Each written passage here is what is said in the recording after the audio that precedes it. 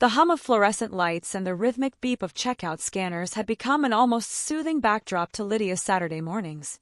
The grocery store was a fixture in her week, a mundane but reliable routine that anchored her quiet, predictable life.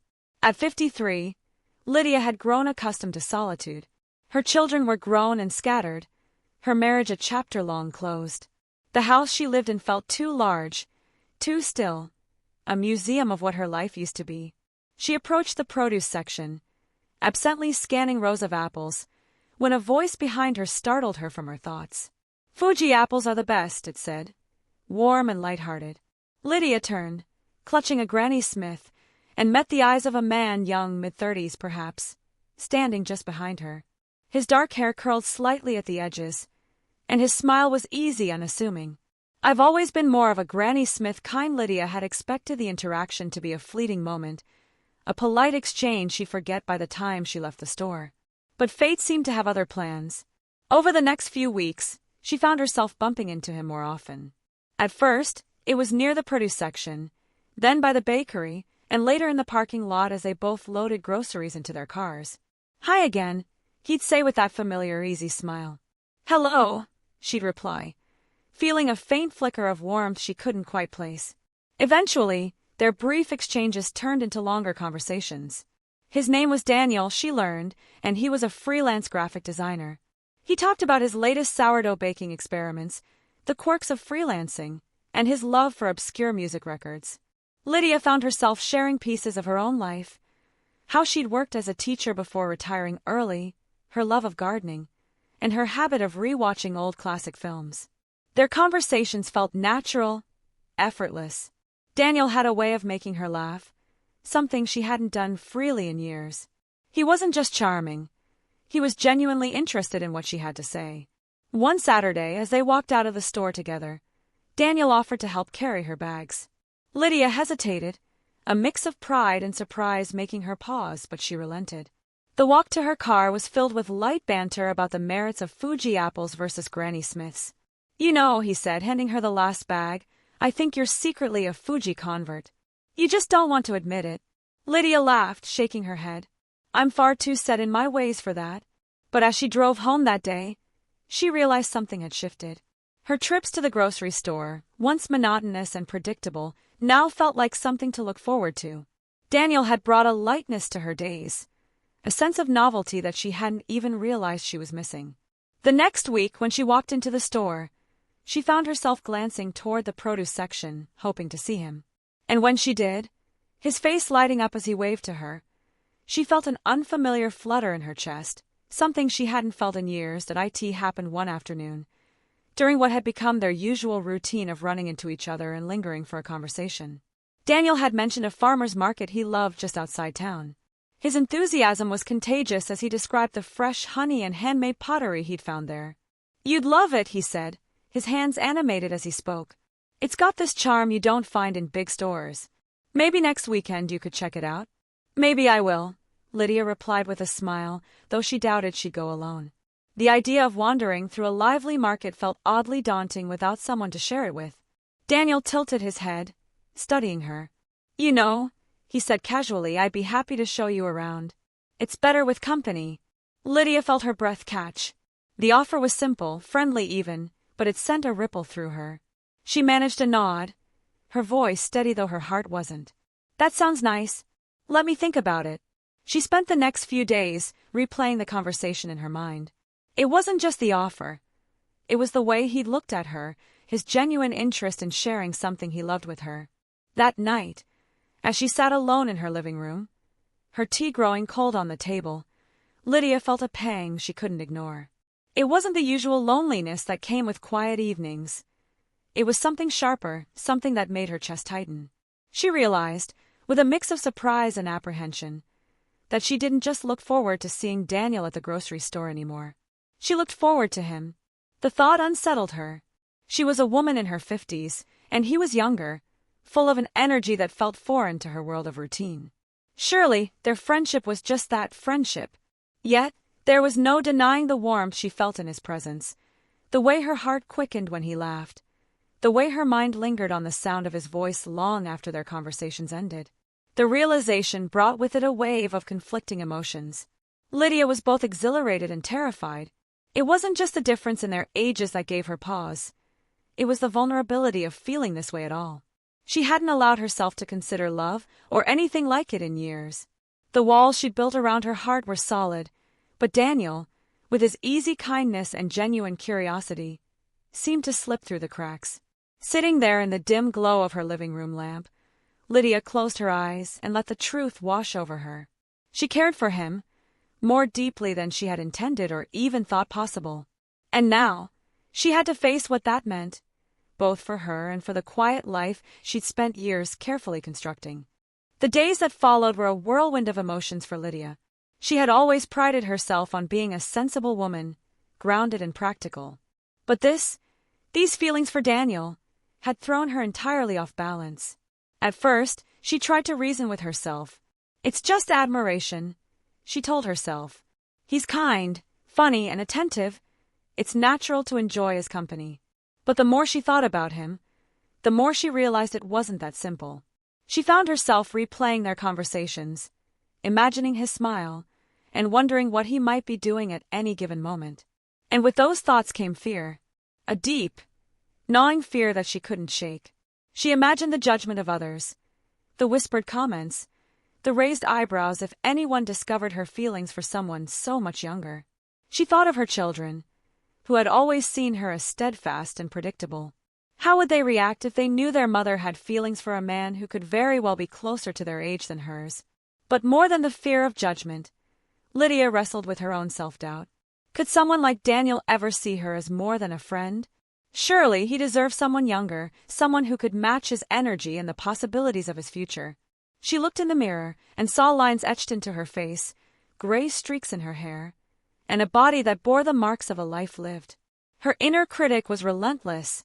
"You're being foolish," it whispered. "This isn't for you. Not at this stage in your life." Yet another voice, a quieter but insistent one, pushed back.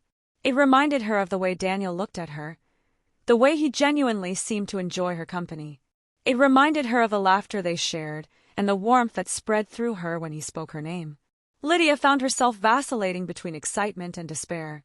One moment, she was imagining a future where she could let herself feel freely, and the next, she was convincing herself to step back, to let the friendship remain just that. One evening, as she sat on her porch, the weight of it all pressed down on her. The cool evening air carried the faint scent of jasmine from her garden, a fragrance that had always brought her peace. She closed her eyes, letting the calmness of the moment soothe her. Lydia realized she had a choice to make. She could continue to bury her feelings, to push Daniel away in the name of self-preservation, or she could let herself be vulnerable, truly, deeply vulnerable, for the first time in years. The thought terrified her, but beneath the fear was something else, something stronger, a flicker of hope. The kind of hope that reminded her life wasn't meant to be lived in the safety of routine and guarded emotions. It was meant to be felt, in all its messy, complicated, and beautiful ways. And for the first time, Lydia began to wonder if taking the risk, however frightening, might be worth it. The decision crept up on Lydia one morning as she stood in her kitchen, sipping coffee and staring out at her garden. She watched the way the sunlight touched the leaves, how the wind danced through the flowers. The quiet beauty of it struck her, and a thought surfaced: I want to share this with him. It wasn't just the garden. It was her life, her world. For so long, she'd kept it closed off, a private space she guarded fiercely. But with Daniel, the idea of sharing felt less daunting and more natural. Still, her heart raced at the thought of actually inviting him over. It wasn't a casual gesture. It would be a step, a signal that she was opening a door to something deeper. And that terrified her. She spent the next few days agonizing over how to approach it. Should she keep it simple? Casual? Would you like to come over for tea sometime? Felt too formal, too stiff. Do you want to see my garden? Sounded absurdly forward, even though it was the truth. By the end of the week, Lydia had settled on a plan. At the grocery store, she approached the baking aisle with purposeful steps, knowing Daniel would be there. He always lingered near the spices, debating recipes. When she spotted him, her nerves surged. But then he turned, his face lighting up as it always did when he saw her, and her anxiety softened, replaced by something warmer. "Hi, Lydia," he said, his smile easy and familiar. "What's on the menu this week?" "Oh, nothing fancy," she replied, holding up a bag of sugar. "But I was thinking of baking a peach cobbler. It's been ages since I made one." His eyes lit up. "Peach cobbler? That sounds amazing." And there it was, her opening. Lydia took a breath, willing herself to stay calm. "Well, if you're free sometime, you're welcome to come by and have some. I could use a taste tester." The words hung in the air, and for a moment, she felt like time had frozen. She half expected him to laugh it off or politely decline. Instead, Daniel grinned. "I'd love that. Just tell me when." Lydia's heart leapt, a mix of relief and exhilaration washing over her. She managed a smile, her voice steady despite the excitement coursing through her. "How about Saturday afternoon?" "Perfect," he said. As they parted ways, Lydia felt a mix of anticipation and nervousness. The invitation had been extended, and now there was no turning back. Saturday morning arrived, and Lydia busied herself in the kitchen, peeling peaches and mixing batter with a precision that betrayed her nervous energy. She set the table on the patio, arranging flowers from her garden in a simple vase. The house felt alive in a way it hadn't in years. When Daniel arrived, his casual, warm demeanor put her at ease. He stepped onto her porch with a bottle of wine in hand, grinning. "I figured cobbler deserved a little something extra," he said. As they settled at the table, the afternoon sunlight spilling over them, Lydia felt the edges of her fear begin to fade. She had taken the first step, and in that moment, it felt like the right one. The sun hung low, casting a golden hue over everything as Daniel and Lydia shared a simple meal on her porch. There was a comfort to the evening, an ease between them that made the world outside seem distant. The cobbler had turned out better than Lydia expected, the peaches sweet and tender, and the conversation flowed as smoothly as the wine. Daniel laughed as Lydia recounted a story from her teaching days, her voice lilting with nostalgia. She had forgotten how much she enjoyed sharing her memories, how much she longed for someone to listen and appreciate her past. Daniel seemed genuinely fascinated, asking questions, drawing out details, never once looking bored or distracted. For a moment, Lydia let herself forget the age difference, the worries about what others might think, the doubts that had plagued her. It was just the two of them, sitting on her porch as the world slowed down. After dinner, they moved inside to her living room, the soft glow of lamps casting a warm, intimate light. Daniel poured them each another glass of wine, then settled onto the couch beside her, close but not quite touching. Lydia could feel the pull of something unsaid between them, an unspoken energy that thrummed in the quiet of the room. "Do you ever miss it?" Daniel asked suddenly, his voice low, as if hesitant to disturb the moment. "Miss what?" Lydia replied, turning toward him. "Being young," he said, his gaze meeting hers, searching her face for the answer. The freedom, the possibility of it all. Lydia's heart skipped a beat. She wasn't sure how to respond. It had been so long since anyone had asked her that question. No one had even thought to. She'd gotten so used to her own stillness, her steady life, that she had forgotten what it was like to feel unburdened by time. "I don't know," she said slowly, considering her words. "Sometimes I think I miss the excitement of it, the feeling that anything could happen. But at the same time, there's a peace that comes with age. I've learned to appreciate quiet moments, small pleasures." Daniel nodded, but his eyes never left hers.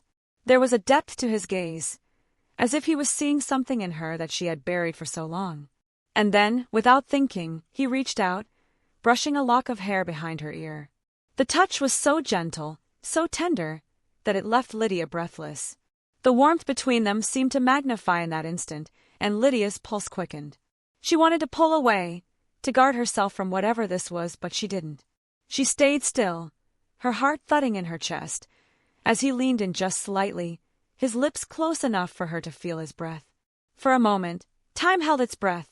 Lydia knew, with a sharp clarity, that this was the point of no return. What had begun as a simple connection, a spark, had now become something undeniable. Something fragile, yet potent. And then Daniel spoke, his voice barely above a whisper.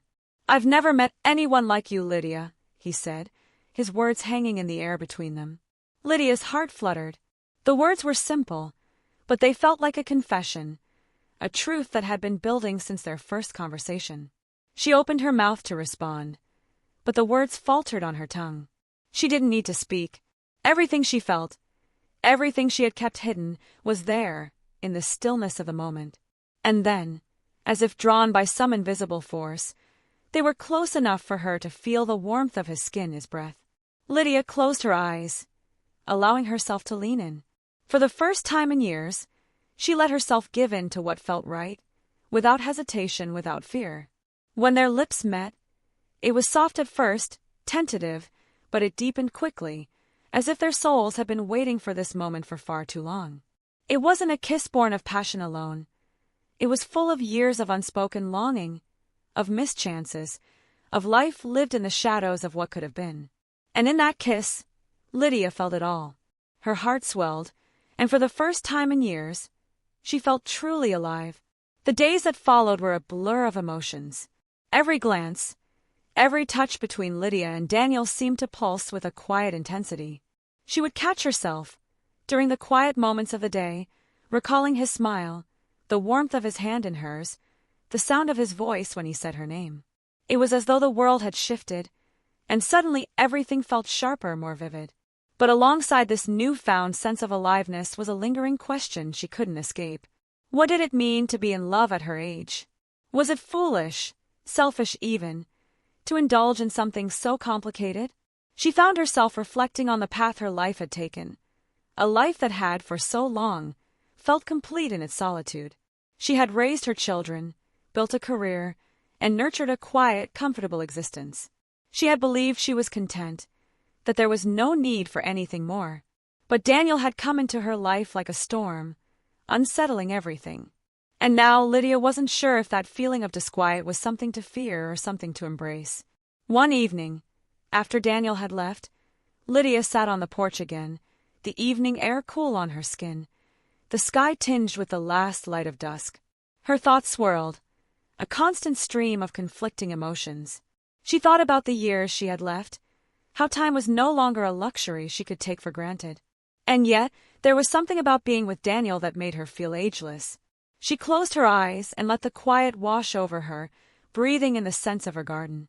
For the first time, she saw clearly love, at any stage in life, had no timeline. It wasn't about what society expected or how others would perceive it. It was about connection, about feeling seen and appreciated, about sharing something real and unspoken. And in Daniel, Lydia found all of those things. She realized, too, that age, her age, was something she had allowed to define her. It was a number, a set of years and experiences, but it didn't define her worth or her capacity to feel. She had allowed herself to become disconnected from her own desires, from the notion that love could still surprise her, still find her at a time when she thought it was too late. But Daniel had shown her otherwise. He saw her not as a woman defined by the years on her body, but as someone who was full of life, of joy, of possibility. And that was all that mattered. Lydia smiled to herself as the sun dipped below the horizon, the sky darkening around her. She was no longer afraid of what lay ahead. The uncertainty, the doubts, the concerns about what others might think. She could let all of that go. Love, in its most beautiful form, didn't need to be explained or justified. It simply needed to be lived. She thought of Daniel, of the way he made her feel seen, how his laughter had filled the empty spaces of her heart. It wasn't just the physical attraction. Though that was undeniable, it was the companionship, the shared moments that had woven them together. Lydia knew that whatever the future held, she would face it with courage, no longer afraid to love or to live fully no matter her age. And in that quiet realization, she felt more alive than she had in years. Lydia stood by the window, watching the world outside. It had been a month since Daniel had come into her life, and in that time, everything had changed. The simple routines that once defined her now felt like fragments of a life that no longer fully held her. There was a fullness in her heart that was unfamiliar but welcome, a sense of excitement, of possibility, that she hadn't felt in years. As she stood there, her hand resting lightly on the windowsill, Lydia reflected on the journey that had brought her here. From the quiet, predictable life she had lived for so long to this moment, where she had allowed herself to feel something she had long kept buried. Her thoughts drifted to the conversations she'd had with friends, to the questions they'd asked in passing. Are you sure about this? Or, what does he see in you? The doubts and judgments, some spoken, others unspoken, had been like shadows in the background of her mind. But with each passing day, Lydia had learned to quiet them. She realized that the only voice that truly mattered was her own. She had learned that love wasn't about the perfect timing or the right age. It was about connection, about being vulnerable enough to open your heart. Age was only a number, and the soul didn't age in the same way. Her soul had felt dormant for so long, and now with Daniel it had been awakened. Lydia smiled softly as she thought of him. The way he made her laugh, the way he listened with such genuine care, and the way he held her, as though she were something precious. She had worried in the beginning that the world wouldn't understand their connection, that others would see it as a foolish fantasy or a fleeting moment. But now, she realized that none of that mattered. What mattered was the love she had found, real, imperfect, and beautifully unexpected. The love they shared wasn't defined by their differences. It was defined by the ways in which they complemented each other. Daniel had opened a door Lydia hadn't even known existed, and she had walked through it with a mixture of fear and hope, finding something more beautiful on the other side than she could have imagined. And now, Lydia was ready to embrace the future, whatever it held. She no longer feared the judgment or the uncertainty that had once paralyzed her. Life was too short to live for the expectations of others. She turned from the window, a quiet sense of peace settling over her. She had lived a life of solitude, of comfort and quiet moments. But now, she was living a life of connection, of love and of possibility. Lydia had learned that love could come at any age, that it was never too late to open your heart to something new, something daring. And with Daniel by her side, she had found that love, just as she had found herself, stronger, freer, and more alive than she had ever been before. In the end, love had nothing to do with age or circumstance. It was about embracing life in its fullness, without hesitation, without fear. And for Lydia, that was the most beautiful lesson of all.